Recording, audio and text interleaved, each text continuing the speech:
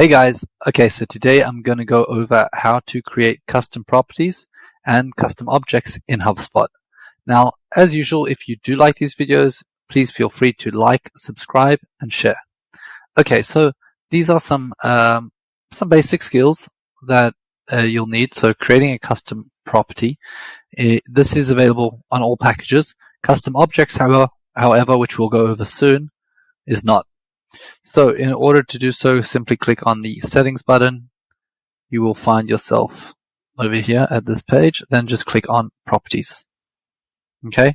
Now you can create a custom property in any single object. What is an object? Objects are things such as company, contact, deal, and custom objects, which we'll get to. So these are all objects. So if I want to create a property, all I got to do is click create property. You can group these properties, by the way, so you can select the group. This may help later. And then I just give it a label.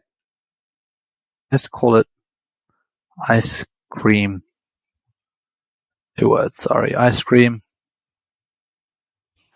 flavors. Okay, and you can add a description there if you want. And we just click next. Now we got to choose the type of field that we want for the property. So you can have a single line text, which is just free range, multi-line, which is kind of longer, a phone number for a phone number, a single checkbox, meaning yes or no, multiple checkbox, meaning you can choose multiple options, drop down, where you get a list, but you can only choose one option, radio select, which actually I'm not 100% sure what this is. I'll have to actually double check that. I don't know what the difference in radio select is. Other options also include date picker, so the date, number. So if it's a number, a calculation, this is a very cool property. So, you can potentially do calculations based off other properties or based off numbers. A score, so this is mainly for a very good tool for marketing. So if you want to give your lead like a score based off certain attributes, also you can create a scoring system. A file, in other words, someone uploads a file. HubSpot user, so this is a HubSpot user property where you can only choose down a list of users. An example of this would be like a contact owner and a rich text, which also not 100% sure what that is. Oh, it looks like, okay, so like a really long, nice text. I've never used that one before. Okay, so let's go ahead and choose one for ice cream flavors. I think I'm going to let's just choose drop down select, my favorite one. So, chocolate and vanilla, 12. Excuse my spelling, and let's say strawberry. Okay, with an A. Alright, so now I have my 3 properties. I can then click next, create. I can choose whether or not I want them to be to be able to be shown within forms, which is okay. And there we have it. Now, if I type my property, I believe I called it ice cream flavors. I can go ahead and click on it, and there's my property. Now, if I go within a contact, I'll be able to see that property if I make it visible. Okay, so you can make that visible.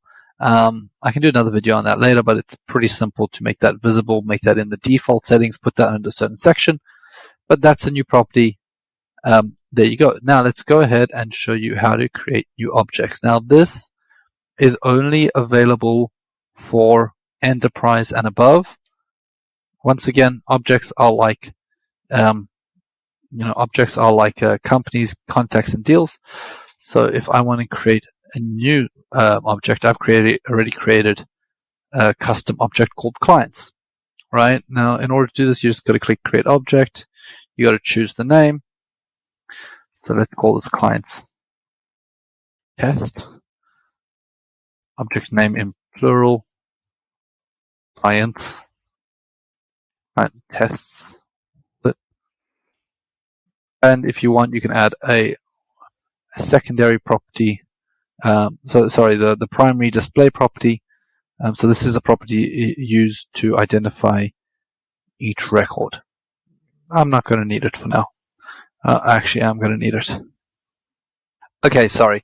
So if you go within you can just click see an example, which is what I did before, and you'll be able to actually see an example. So this is kind of the first thing that's going to pop up, right? So you're going to choose a property here. Then this is like when you go on and see a company, the first thing you'll see is that company name. So let's call this client name, and select the property type, single line text. You can also require unique values for it, but let's just go ahead and click create. Okay, the next thing I'm going to want to do, and this is a bit complex, but we're not going to go through it all, is go ahead and create associations. So obviously any object by itself is not so useful. You're going to want that object to associate to other objects. So for example, deals associate to contacts. Potentially, I'm going to want to create something like this client testing that I just created, and I'm going to want to link that to some deals. And there we go. Now I've created the association. I can also go ahead and create association labels for that. That's a bit more complex. We can do that later. You can also create specific pipelines for that object. And you can also go ahead and edit the record customization for that particular object. I did a video on that earlier. Let's just go ahead and double check that we can now find our object. So let's go ahead and do so. I'm just going to click on context here. It may not be showing yet. I just may need a refresh.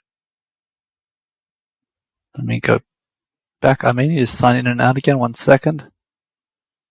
Okay, I just needed to do a quick refresh, and there we go, client tests. Now I have my new object called client tests, and obviously I'll have to create create the actual object, create the properties themselves. So if I have a new client, I can go ahead and create a new one, and that's about it. So that's how you create properties and custom objects. Once again, if you like this video, please like, subscribe, and share.